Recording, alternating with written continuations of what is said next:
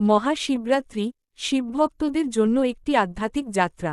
ভূমিকা। মহাশিবরাত্রি হিন্দু ধর্মের অন্যতম গুরুত্বপূর্ণ এবং পবিত্র উৎসব, যা ভগবান শিবের আরাধনায় সমর্পিত। প্রতি বছর ফাল্গুন মাসের কৃষ্ণপক্ষের চতুর্দশী তিথিতে এই উৎসব পালিত হয়। শিবভক্তদের জন্য এটি শুধুমাত্র একটি ধর্মীয় আচার নয়, বরং আধ্যাত্মিক সাধনার এক মহামিলনও বটে। সারা ভারতবর্ষ এবং বিশ্বের বিভিন্ন প্রান্তে ভক্তরা উপবাস, জপ, ধ্যান, কীর্তন ও রাত্রি জাগরণ করে এই পবিত্র দিনটি পালন করে। মহাশিবরাত্রি শুধুমাত্র পূজা অর্চনার দিন নয়, এটি শিবের চেতনার সঙ্গে একাত্ম হওয়ার এক অনন্য সুযোগ। এই প্রবন্ধে আমরা মহাশিবরাত্রির মাহাত্ম্য, ইতিহাস, উপবাসের গুরুত্ব, শাস্ত্রীয় ব্যাখ্যা এবং আধ্যাত্মিক দৃষ্টিকোণ নিয়ে বিস্তারিত আলোচনা করব। মহাশিবরাত্রির ইতিহাস ও মাহাত্ম্য। পুরাণে মহাশিবরাত্রির কাহিনী। মহাশিবরাত্রি সম্পর্কে বিভিন্ন পুরাণে ভিন্ন ভিন্ন কাহিনী পাওয়া যায়। এর মধ্যে কয়েকটি গুরুত্বপূর্ণ কাহিনী নিম্নে দেওয়া হল। ১. শিব ও পার্বতীর বিবাহ। হিন্দু ধর্মশাস্ত্র অনুসারে এই দিনেই ভগবান শিব এবং দেবী পার্বতীর শুভ বিবাহ সম্পন্ন হয়েছিল। এটি শিবভক্তদের জন্য এক মহা উৎসব, কারণ এটি রুক্ষ ও শক্তির মিলনের প্রতীক। ২. নীলকণ্ঠ রূপে শিব। সমুদ্র মন্থনের সময় যখন হোলাহল বিষ বেরিয়ে এল, তখন সেই ভয়ঙ্কর বিষ সৃষ্টির সমস্ত জগৎ ধ্বংস করার ক্ষমতা রাখত। দেবতাদের অনুরোধে ভগবান শিব সেই বিষ পান করেন এবং নিজের কণ্ঠে ধারণ করেন, যার ফলে তার কণ্ঠ নীলবর্ণ ধারণ করে। এই ঘটনার স্মরণেই মহাশিবরাত্রি পালিত হয়। ৩. শিবলিঙ্গের মহিমা। শিব পুরাণ এ বলা হয়েছে যে, একসময় বিষ্ণু ও ব্রহ্মার মধ্যে শ্রেষ্ঠত্বের লড়াই শুরু হয়। তখন এক বিশাল জ্যোতিরূপী শিবলিঙ্গ আবির্ভূত হয়, যার আদি অন্ত খুঁজে পাওয়া যায়নি। এরপর তারা বুঝতে পারেন যে শিবই সর্বোচ্চ শক্তি। এই শিবলিঙ্গের আরাধনা করাই মহাশিবরাত্রির মূল উদ্দেশ্য। উপবাস ও শিবরাত্রি ব্রত। উপবাসের গুরুত্ব। মহাশিবরাত্রির অন্যতম প্রধান আচার হল উপবাস পালন। শাস্ত্র মতে, এই দিন উপবাস করলে জীবনের সকল পাপমোচন হয় এবং শিবের কৃপা লাভ হয়। শিবরাত্রির উপবাসের মূল লক্ষ্য হল শরীর ও মনকে শুদ্ধ করে শিবের চেতনার সঙ্গে একাত্ম হওয়া। উপবাসের বিধান। শিবরাত্রির উপবাস কঠোর নিয়মে পালন করা হয়। উপবাসের কয়েকটি ধরন রয়েছে। ১. নির্জলা উপবাস, কোনো খাদ্য বা জল গ্রহণ না করে সারাদিন ও সারারাত শিবের ধ্যান ও জপে কাটানো। ২. ফলাহার উপবাস, শুধুমাত্র ফল, দুধ ও জল গ্রহণ করা হয়। ৩. আংশিক উপবাস, নিরামিষ আহার গ্রহণ করা হয়, তবে শস্যজাতীয় খাবার এড়িয়ে চলা হয়।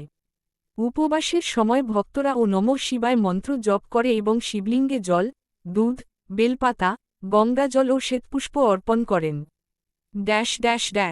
শিবরাত্রির আচার ও পূজা বিধি। শিবরাত্রি পূজার বিভিন্ন ধাপ। ১. আচমন ও সংকল্প, পবিত্র স্নান করে শুদ্ধ চিত্তে শিবপূজার সংকল্প নেওয়া হয়। ২. শিবলিঙ্গ অভিষেক, দুধ, জল, ঘি, মধু, দই, গঙ্গাজল দিয়ে শিবলিঙ্গ স্নান করানো হয়। ৩. বেলপাতা ও ফুল অর্পণ, ৩টি পত্রযুক্ত বেলপাতা শিবলিঙ্গে অর্পণ করা হয়। ৪. ধূপ ও দীপ দান, শিবের সামনে ধূপ, দীপ ও প্রদীপ জ্বালিয়ে আরতি করা হয়। ৫. মন্ত্র জপ ও নমঃ শিবায় ও মহামৃত্যুঞ্জয় মন্ত্র জপ করা হয়। ৬. শিবকথা ও কীর্তন, সারারাত শিব মাহাত্ম্যের কথা বলা হয় ও কীর্তন করা হয়। ৭. রাত্রি জাগরণ, ভক্তরা রাত জেগে শিবের ধ্যান ও নাম সংকীর্তন করেন। মহাশিবরাত্রির আধ্যাত্মিক তাৎপর্য।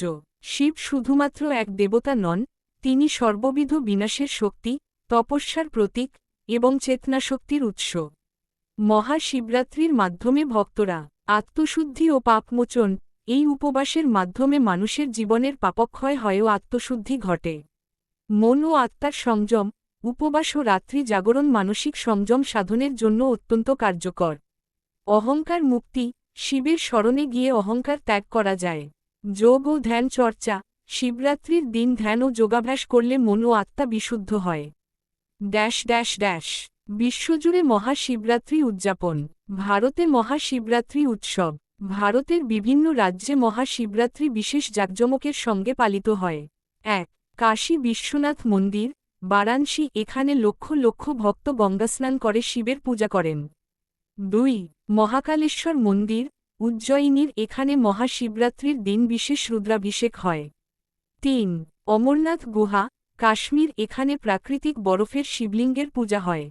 4. পশুপতিনাথ মন্দির, নেপাল। নেপালে এই দিন শিবের মহাযজ্ঞ ও পূজা হয়। আন্তর্জাতিক মহাশিবরাত্রি উদযাপন। ভারত ছাড়াও Fiji, Mauritius, Nepal, Trinidad, Indonesia ও যুক্তরাষ্ট্রের অনেক জায়গায় মহাশিবরাত্রি পালিত হয়। উপসংহার। মহাশিবরাত্রি শুধুমাত্র একটি উৎসব নয়, এটি আত্মশুদ্ধির এক মহান উপলক্ষ। শিবের আরাধনা মানুষকে তার অহংকার, লোভ, ক্রোধ ও আসক্তি থেকে মুক্ত করে প্রকৃত আত্মজ্ঞান অর্জনের পথে পরিচালিত করে। উপবাস, ধ্যান, শিবলিঙ্গ পূজা ও কীর্তনের মাধ্যমে ভক্তরা তাদের অন্তরের সকল কলুষতা ধুয়ে ফেলতে পারেন। শিবরাত্রির রাতে শিবের চেতনায় নিমগ্ন হওয়া মানে সত্য ও চৈতন্যের সঙ্গে একাত্ম হওয়া। এই পবিত্র দিনে শিবের কৃপা লাভ হোক, জীবনে শান্তি, সমৃদ্ধি ও মোক্ষলাভ হোক, এই কামনায় মহাশিবরাত্রির শুভেচ্ছা। ও নমঃ শিবায়। Please like, share and subscribe my official channel.